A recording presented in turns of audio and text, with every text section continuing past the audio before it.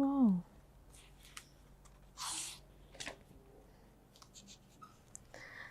Memang di Universitas BTH Tasikmalaya, ketika datang ke perpustakaan itu kayak surganya buku. Di sini nyaman dan juga buku yang begitu lengkap. Kayaknya memang tiap bulan saya datang ke sini deh. Hai, selamat pagi, selamat datang di Semangat Pagi, pagi-pagi semangat. Bersama dengan saya Pepi Rizkawati, pada hari ini saya berada di Universitas BTH Tasikmalaya. Udah janjian sebetulnya mau ngobrol-ngobrol santai di pagi hari. Ngobrol mengenai BTH, tentunya Anda juga penasaran. Apa sih yang akan kita obrolkan di pagi hari ini? Tetaplah bersama kami, nanti kita akan ngobrol bersama dengan Rektor Universitas BTH Tasikmalaya.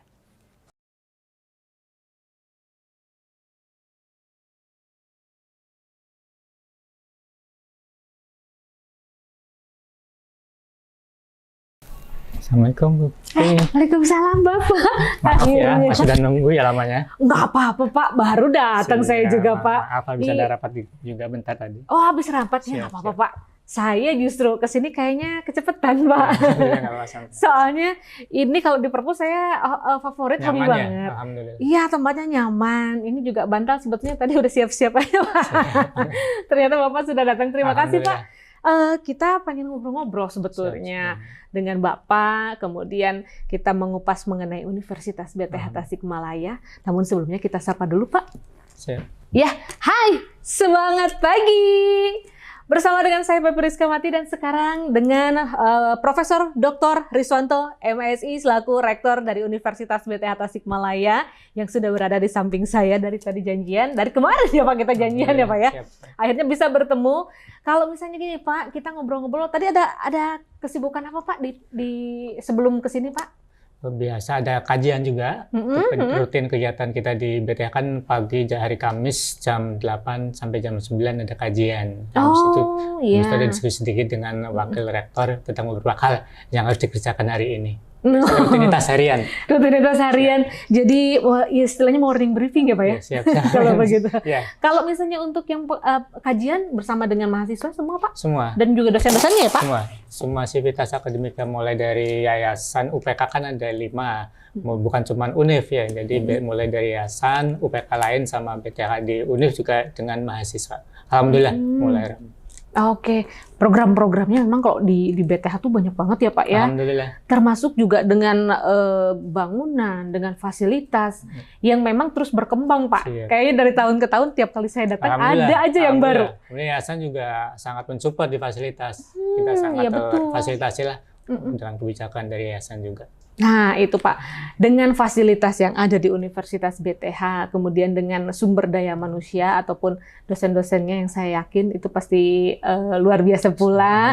Pada hari ini saya dapat kabar nih Pak sebetulnya mengenai Bapak yang ternyata sekarang sudah menjadi guru besar.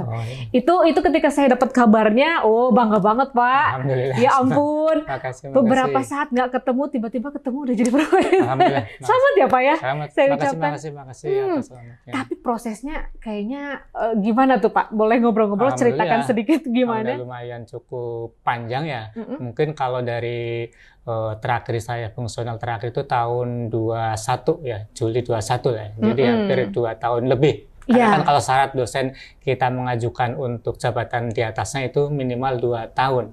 Minimal 2 tahun baru kita ajukan. Jadi kalau secara administrasi, syarat 2 tahun itu harus kita lewati.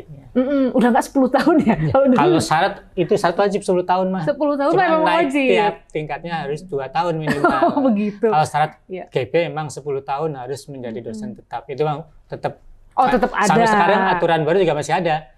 Minimal 10 tahun udah menjadi dosen tetap.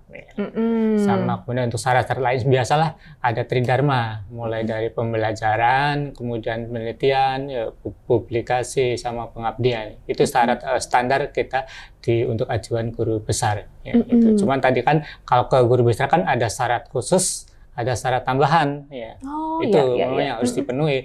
Kalau syarat standarnya biasanya dosen insya Allah sudah layak, bisa lah memenuhi. Cuman kadang-kadang syarat khususnya, publikasi internasional harus ada. Kemudian syarat tambahan juga harus ada dosen. Ya, kadang-kadang kita dosen juga kekurangan di syarat tambahan. Syarat tambahannya apa sih, Pak? Jadi biasanya kita harus dapat hibah nasional, ya.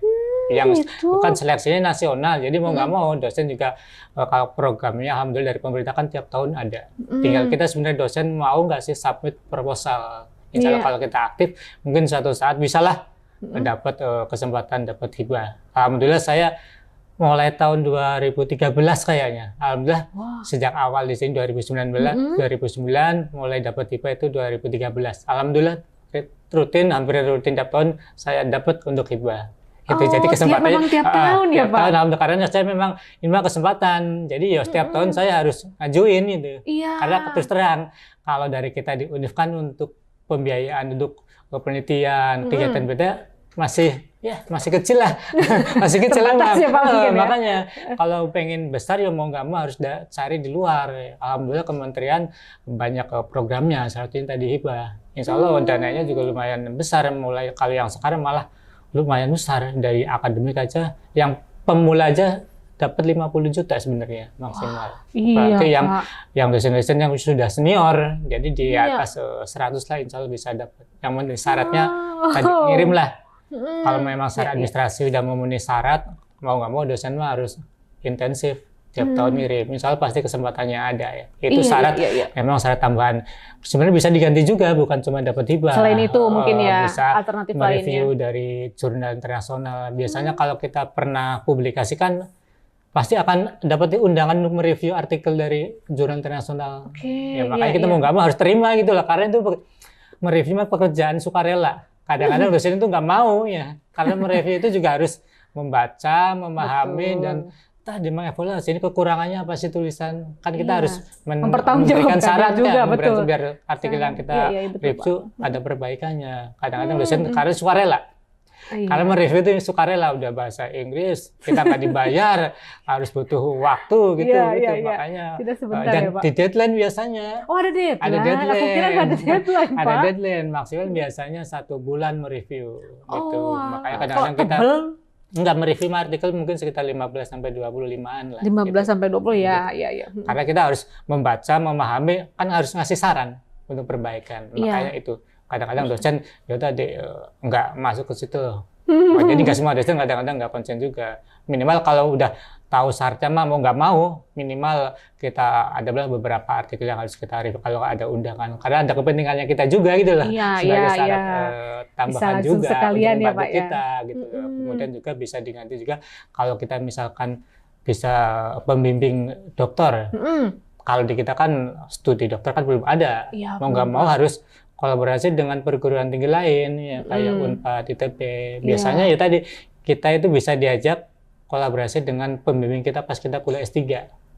Makanya kita baik-baik aja ya teman-teman dosen, baik-baik aja dengan pembimbing kita yang kemarin ya, biar pada suatu saat kita diajaklah sebagai pembimbing dokter. Karena kita juga butuh juga, apalagi kalau sudah S3, kalau udah profesor butuh itu salah satu kinerjanya. Kalau sebagai pengalaman, sebagai pembelajar kita membimbing untuk S3 sih gitu.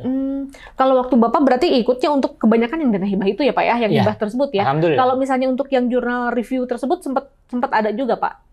Sempat review juga. Intinya kalau dosen sebenarnya kalau sudah pernah publikasi di jurnal yang bereputasi, insya Allah banyak tawaran untuk mereview. Gitu. Karena kan memang nggak dibayar ya, sukarela. Makanya tadi insya Allah banyak begitu ya maksudnya. Karena tadi banyak dosen yang nggak mau gitu, karena kesibukannya mungkin makanya ambillah yang perlu kita kerjain kayak gitu. Tapi alhamdulillah sebenarnya sangat perlu sih bagi kita untuk melatih kita. Kita juga bisa dapat dengan membaca, kita akan tahu lah perkembangan tulisan teman-teman kita di luar itu loh. Kadang-kadang bisa kita disadur juga ya Pak ya? Disadur mah nggak boleh. Intinya membuat jadi masukan bagi kita. Masukan bagi kitanya sendiri. Kalau misalnya untuk yang Bapak sendiri waktu itu ketika bikin publikasi karya tersebut tentang apa Pak?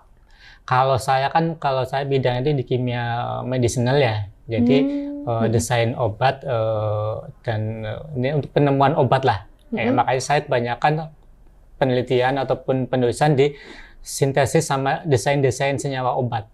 Itu fokus saya emang di kimia medisinal. Kemudian di fokus guru besar saya kan memang di kimia medisinal. Jadi kalau kimia guru besar kan harus lebih fokus ya. Lebih fokus. Makanya kita fokusnya ke desain obat dan pengembangan obat. Jadi pekerjaan saya sintesis, kemudian komputasi. Tulisan juga sama. Tulisan juga kalau dibaca di tracknya saya di Google Scholar, di Scopus, ya tadi tentang drug design, tentang sintesis, tentang pengembangan obat. Karena memang kalau tambah tinggi kan jenjang harus lebih fokus, nggak melebar lebih. Kalau S1 mungkin banyak, S2 tambah menyebut, S3 kalau GB udah langsung ke satu fokus gitu. Iya, biar fokus satu ya. Tapi pakai bahasa Inggris, Pak. Kalau untuk syarat mah harus pakai bahasa Inggris. harus mulai dibiasain. Makanya kalau sudah jenjang lulus S3 mah harus sudah membiasakan diri. Kita menulis harus sudah mulai ke orientasi ke yang bahasa Inggris. Kalau jurnal nasional aja yang ke Sinta 2 kan nulisnya sudah bahasa Inggris itu loh. Itu ya, di Indonesia juga kayak gitu. Jadi publikasi itu juga udah standar itu. Sinta 2 aja sudah bahasa Inggris. Jadi dosen insya Allah sudah terbiasa nanti, sudah terbiasa. Karena lingkungannya sudah emang kayak gitu, mendukung bagi kita juga untuk memaksakan diri lah. Memaksakan, alhamdulillah lingkungan di Indonesia sudah mulai memaksakan kita dosen-dosen harus ke situ.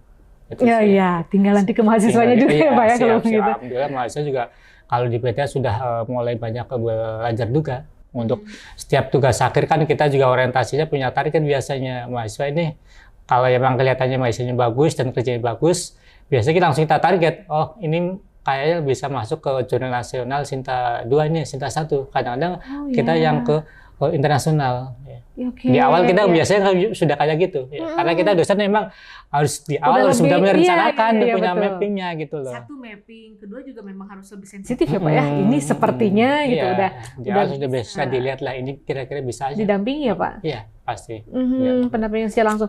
Kalau misalnya mengenai publikasi karya ilmiah nih, punya Bapak yang terakhir kemarin sebelum jadi guru besar tersebut, kira-kira ada kesulitan nggak sih Pak untuk publikasinya, atau mungkin pas waktu itu kita susah untuk sharingnya atau gimana Pak? Sebenarnya kalau tentang metode mah sebenarnya sudah ada semua ya di jurnal-jurnal. Kita referensinya kan kita banyak ya. Cuman tadi emang yang ditulis orang kadang-kadang nggak berhasil kita kerjain. Walaupun kita sama persis metodenya itu. Padahal sama persis. Tapi memang kalau hubungannya di pekerjaan laboratorium modifikasi memang harus ada. Jadi critical thinking-nya kita juga harus sudah masuk gitu loh. Seharusnya modifikasi apa lagi yang harus kita buat? Karena walaupun kita settingan yang dikerjakan orang di jurnal, kadang-kadang memang nggak berhasil juga. Butuh referensi tambahan yang harus kita untuk memodifikasi metode. Biar tadi, karena senyawa kadang-kadang kan senyawanya bahannya beda. Itu mungkin karena bahannya beda, jadi butuh modifikasi di metode ya. Kemudian yang kalau di pekerjaan saya biasanya emang kalau saya mah bahannya bahan apa ya? Impor. Jadi kadang-kadang inden 3 bulan, 4 bulan itu yang memang kadang-kadang lama juga. Mengenai instrumen, alhamdulillah kalau saya memang kalau pekerjaan saya banyak kan butuh instrumen yang besar. Tapi alhamdulillah kalau kita di UBTH sudah kerjasama dengan BRIN yang di Serpong, ITB, Unpad, UGM. Jadi walaupun kita itu butuh alat yang mahal, kita ya alhamdulillah udah kerjasama. Jadi tinggal kirim sampel ataupun kirim mahasiswa. Makanya kita mahasiswa tugas akhir juga banyak, bukan cuma di BTH juga ya. Kita banyak tugas akhir mahasiswa, kirim mahasiswa ke BRIN ya. Kemudian kemarin juga kalau bimbingan saya terakhir kirim ke Rumah Sakit Darmais ya, karena membuat senyawa radiofarmaka. Kemudian dari farmasi juga ada malah udah kerjasama dengan KMU di Taiwan. Jadi mahasiswa kerja di sana selama setengah tahun. Itu alhamdulillah berkahnya kolaborasi kita banyak manfaatnya. Itu bisa langsung cepet ya Pak ya? Alhamdulillah. Kalau seperti itu biasanya. Makanya semua masalah di pekerjaan kita bisa teratasi kalau dengan adanya kolaborasi kerjasama lah. Baik, berarti untuk rintangannya nggak terlalu besar sebetulnya ya Pak ya? Masih bisa semua dijalankan karena memang Universitas BTH banyak berkolaborasi dengan sekarang memang untuk maju nggak bisa sendiri. Harus banyakin kerjasama. Itu aja. Baik dosen ataupun institusi harus paham ke situ kerjasama sekarang. Kalau misalnya nih Pak, ketika waktu itu menjadi guru besar, apakah memang kalau misalnya kita flashback ya Pak ya, dulunya apa memang ada cita-cita ke sana Pak? Mau nanti saya memang harus menjadi seseorang sebagai guru besar, dan untuk pencapaiannya sudah ditata nih sedemikian rupa gitu dulunya, atau gimana Pak? Kalau boleh cerita, sebenarnya kita kalau di BTH kan sejarahnya ada mulai dari akademik ya, kemudian stikes, kemudian universitas ya. Mungkin pas statusnya stikes mungkin saya belum punya inilah effort ke situ. Tapi setelah universitas dan saya ngelihat kok kayaknya tiap tahun lumayan nih kinerja dari penelitian ya, kemudian publikasi. Kayaknya bisa kayaknya. Oh, dari kesempatan itu ya Pak ya? Makanya saya setiap tahun saya target, misalkan tahun 2021 saya harus berapa tulisan ya, berapa penelitian yang harus saya kejar nih. Ya, kemudian tahun 2022 ada berapa sih yang harus kita kejar. Karena tadi syarat GP kan harus ada minimal nilai poin yang harus kita kejar ya. Kalau berdasarkan DUPA kan harus minimal 850 ya. Kalau di LK saya kan 50, jadi kurang 300 gitu loh. Jadi harus ngejar nilai 300 itu loh. Kayaknya cukup nih 2 tahun. Akhirnya saya kejar. Jadi tiap tahun ini harus saya menghasilkan berapa, 2 tahun kedua harus menghasilkan berapa. Kalau poinnya udah jelas 300 harus sudah di tangan biar melewati poin minimal standar itu. Tapi biasanya kalau kita ngajukan harus 2 kalinya. Butuh 300 harus 600 kita dapat. Karena dia ada potongan-potongan. Iya, nggak bisa minimalnya. Karena ada potongan. Ada potongannya juga. Iya. Kemudian kalau udah masuk kan, kalau untuk guru besar penilaian bukan cuma di PTH, kita juga nilai di L2 Dikti Bandung sampai ke pusat. Gitu. Jadi saya juga udah revisi kayaknya 4 kali. Proses untuk ajuan itu hampir 1 tahun. Hampir 1 tahun, lumayan lama. Lumayan lama alhamdulillah, karena memang butuh kesabaran ya, butuh effort yang harus ditambahkan juga ya. Perjuangan yang panjang ya. Kalau sekarang Bapak dengan menjadi guru besar, khususnya untuk BTH ya, harapan Bapak sendiri dan yang akan Bapak berikan dengan guru besar tersebut Pak? Alhamdulillah, mungkin kalau dengan GP yang saya dapat, saya pengen minimal menjadi motivasi bagi teman-teman yang lain ya. Kalau sekarang kita di universitas, makanya mungkin insya Allah kesempatannya akan lebih luas untuk semua teman dosen. Apalagi peraturan sekarang, ada peraturan baru tentang profesi sama dosen untuk guru besar juga. Intinya akan mempermudah sebenarnya. Akan mempermudah daripada aturan kemarin. Kalau aturan kemarin agak lumayan susah. Kalau yang untuk aturan ke depan akan lebih mudah ya. Karena tadi untuk GP kita ajuan dari perguruan tingginya. Ya, kalau dulu harus dari pusat ke pusat. Kalau untuk aturan ke depan perguruan tinggi. Cuma tadi perguruan tinggi harus punya panduan yang emang standar minimalnya bagus ya. Misalkan kalau dulu publikasi cuma 1, perguruan tinggi sekarang mungkin harus lebih di atasnya, mungkin 2 atau 3. Biar dosen emang secara ini mudah, cuman tadi secara kompetensi harus tetap bagus itu. Iya, gitu. betul Pak. Makanya betul, mungkin ke depan nantinya kita perguruan tinggi universitas akan menyusun panduan jurnalistik untuk syarat-syarat ke GP gimana sih. Biar tadi emang layak lah.